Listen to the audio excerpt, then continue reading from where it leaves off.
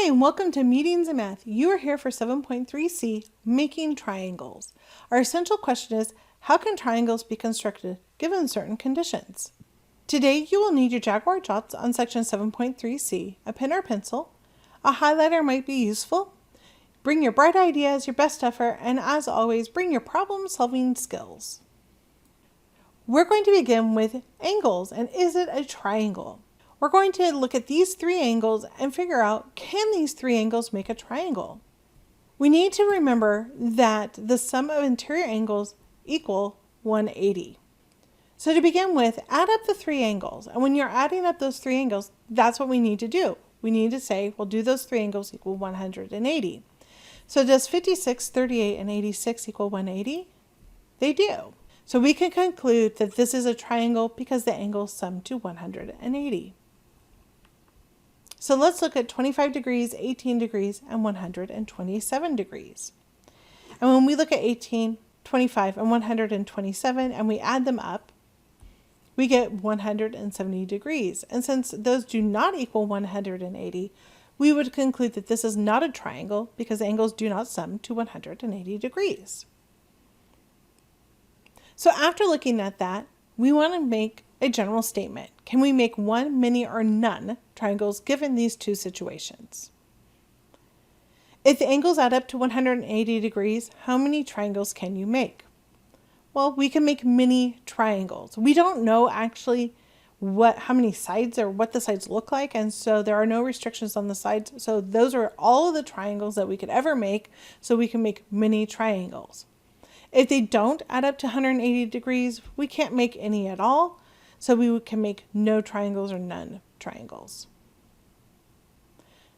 So talking about sides, then what kind of triangles can we make with sides? So let's go to page 47 in Jaguar Jots, and we are going to look at sides in this way. There's a different way. We're going to use this one. So we are going to imagine that we have two sides that we've connected with a hinge, and on the other side, we connected them using a rubber band. And so we're going to look at a 7-centimeter side and a 20-meter side connected up by a rubber band. So the hinge is here and the rubber band goes from here to here. So imagine in our first situation that we have closed it completely. So what we mean by that is we took our hinge, or we took our figure, and we swung it shut. So we brought it here and we went shut like this. And when we shut it, what happened? Well, when we shut it, it completely laid flat on it. The rubber band is also flat. And the question becomes, what's going on? Do we have a triangle anymore? No, we don't have a triangle because the two sides are laid flat together. And so if you look here on the left-hand side, I kind of pulled it apart a little bit, but you can see that we end up with basically two sets of lines, one on top of the other. We have the 20, which is our long leg, and the 7, and then we have a rubber band stretched out. And the rubber band is now stretched out to 13. And how did I get 13? Well, I got 13 by 20 minus 7 is 13. And that's the smallest that the rubber band can go. But everything is closed up. That's the smallest it can go because we've closed it completely and it's laying on top of each other. But we no longer have a triangle. It's just laying on top of each other. If I wanted to make a triangle, I would have to take this and I'd have to open it just a little bit that direction to make a triangle. And so this 13 would have to get a tiny bit bigger in order to make a triangle. But right now, we don't have a triangle. We just have two flat lines, one on top of the other.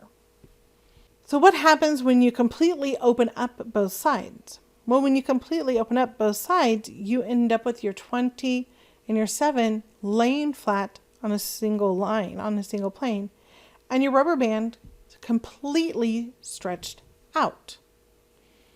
So now that your rubber band is completely stretched out, I know that the rubber band is 27. Well, how did I get 27? Well, I took my 20 and my 7 and I added it out because that's what it would be. It'd be completely stretched out. But again, I no longer have a triangle. What do I have? I have two flat lines.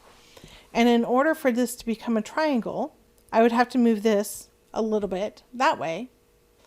And what would happen to my rubber band? Would it get shorter or would it get longer?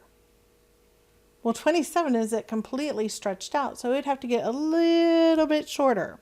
So I know that my 13 is my absolute smallest, and I know my 27 is my absolute largest. So let's get some words written down for you guys. The side 7 overlaps the 20, and there's 13 left uncovered. And when it's 7 and 20 straighten out, the long line adds up to 27. These are the exact same words, just stretched out a little bit. So then what's that range of the third side could be? And we just talked about it a little bit. We know what we said was to make this 13 happen, it'd have to open up just a tad bit. And we'd have to get just a little bit bigger than the 13. And to make this 27 work, we would have to close just a little bit, and we'd have to get a little bit smaller than the 27. So how can we talk about that? Well, since there was 13 left uncovered at the shortest side, it needs to be a little bit larger than the 13 to lift that 7 leg up. And since flattening out to the 27 makes it the longest it can be, it needs to pull that side up so that the sides can be pulled together. So it needs to be between, but not equal to 13 and 27. And so that's how, right there, that is how we write the inequality. 13 is less than x, which is less than 27. But we don't put the little equal to sign because it can't be equal to that. So it has to be a little bit bigger than 13 and a little bit smaller than 27. So let's actually put this now into work. So what could that third side be? Well, how did we find the 13? And how did we find the 27? Well, the 27 we found by adding it, and the 13 we found by taking the difference. So that's exactly what we're going to do. If we're looking for the third side, we're going to find the sum and the difference. So the sum of 15 centimeters and 9 centimeters would be 24, and the difference would be 6. So we know the range has to be between 6 and 24. It has to be a little bit bigger than 6 and a little bit smaller than 24. Mathematically, this is how we write it. 6 is less than x, which is less than 24. But we know that in our brain, what we're saying is we need to be a little bit bigger than 6 and a little bit smaller than 24. So you go do the 13-inch and the 27-inch and then come on back. So you should have gotten that the sum was 40 and that the difference was 14, which means you need to be between 14 and 40. 14 is less than x, which is less than 40.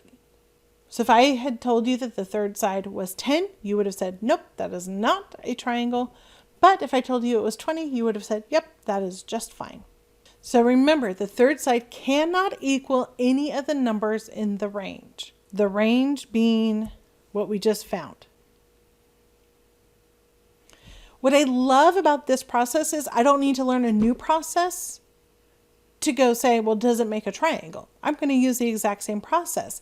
I get to pick any two sides and compare to the third side. And there's another way to do it where you have to exactly pick the right sides. I don't have to pick the right sides. I get to pick any two sides to figure this out. So on this first one, I am going to pick 12 and 15 and compare it to 27. So the sum in 12 and 15 is 27. And right now, I know that this is not going to work because I know that 27 is equal to 27. And I know that the third side cannot equal anything in the range. So this is not going to work, but I'm going to go ahead and finish the problem. The difference is 15 minus 12 is equal to 3. So my range is between 3 and 27. I'm going to pop my third side into that inequality and compare it. So the third side is 27, and I'm going to substitute that in for x, and I'm going to see what happens. It's okay here.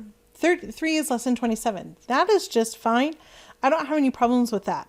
But I do have a problem with this part right here where it says 27 is less than 27. I know that 27 is not less than 27, and that is false. So because that is false, it's going to make that straight line, and so this is not going to make a triangle. So the sum part made it false. It's not going to work. So let's try it on the last one. You go ahead and try it, and then come on back. So what two sides did you compare? Did you compare 7 and 9? Did you add 7 and 9? You may have. I'm going to check 7 and 14, and we should all get the same answer in the end. So 7 and 14 is 21, and 14 minus 7 is 7. And so now my third side has to be between 7 and 21, and my third side here is 9, because it was the side I didn't use. So I'm going to pop 9 in for x and see what happens. Is 7 less than 9? Yes. Is 9 less than 21? Yes. So guess what? This is a true inequality. That means 9 falls within the range. 9 is between 7 and 21. And since 9 is between 7 and 21, we're good. This is an acceptable side. And so it will make a triangle. If you use 7 and 9, you're just fine. 7 plus 9 is 16. Perfect. 9 minus 7 is 2. Perfect. 14 is between 16 and 2. You're fine. Your work would just look different. I want to thank you so much for joining us in this lesson on making triangles and comparing the angles and the sides. I would like you to explain to someone why the third side needs to be longer than the difference of the other two sides to make a triangle. And if you can, take two different side straight lines and make that a hinge and imagine that rubber band to help you out. Again, thank you so much for joining us, and I can't wait to see you in the next lesson. Remember, be kind to each other because we can all use some extra kindness in our lives.